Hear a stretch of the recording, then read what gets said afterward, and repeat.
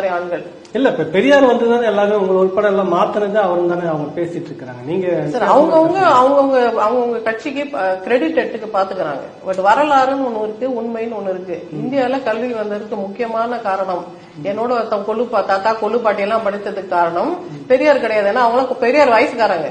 அப்ப பெரியாருக்கு முன்னாடியே கல்வி வந்தது. எப்படி வந்தது? அப்ப ரெட்டைமலை சீனிவாசன் போய் காலேஜ்ல படிச்சாரு. யாரு கட்டின காலேஜ்? பிரிட்டிஷ் கட்டின காலேஜ் தானே. அப்ப பிரிட்டிஷ் எதற்காக இங்க வந்து காலேஜ் கட்டினாங்க? நமக்கு வந்து கல்வி கற்று தர வேண்டிய அவசியம் அவங்களுக்கு என்ன? அவங்களுக்கு அவசியமே இல்ல. அவங்களுக்கு ஒரே ஒரு விஷயம் தான், எல்லா மனிதரும் சமம்னு அவங்க உண்மையில நினைச்சாங்க. எல்லா பிரிட்டிஷும் நினைக்கல. பிரிட்டிஷ்ல சில பேர் அப்படி நினைச்சான். எல்லா மனிதரும் சமம், எல்லாருக்கும் ஒரே விதமா கல்வி இருக்கணும் அப்படின்னு நினைச்சதுனாலதான் இங்கே படிச்சுட்டு மோகன்தாஸ் கரம்சந்த் காந்தி எப்படி போய் யூரோப்ல படிச்சாரு. இங்கதான் மெட்ரிகுலேஷன் வாங்கினாரு. அந்த மெட்ரிகுலேஷனுக்கு எப்படி யூஎஸ்ல யூகேல எல்லாம் அவங்களுக்கு கிரெடிட்ஸ் கொடுத்தாங்கன்னா அந்த காலத்துல இன்டர்நேஷனல் எஜுகேஷன் அவங்க கொடுத்திருந்தாங்க. எப்படி இங்க படிச்ச அம்பேத்கர் போய் கொலம்பியா யூனிவர்சிட்டியில படிச்சாரு. இங்க இருக்கிற டிகிரிக்கு அங்க வேல்யூ இருந்தது.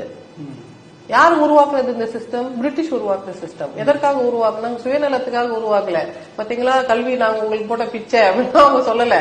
எங்கேயோ எப்பயோ கல்வியை கொடுத்துட்டு நான் கொடுத்தது கூட தெரியாம அவங்களுக்கு ஒரு ஸ்டாம்ப் இல்ல, ஒரு சிலை இல்ல, அவங்க மேல எதுவுமே இல்லைங்க. லார்ட் மெக்கலேன்னு சொன்னா ஒரு வில்லன் மாதிரி நமக்கு சொல்லுவாங்க. ஆனா அவர் போட்ட விதையோட மரம் தான் நாங்கெல்லாம். அப்ப யாரு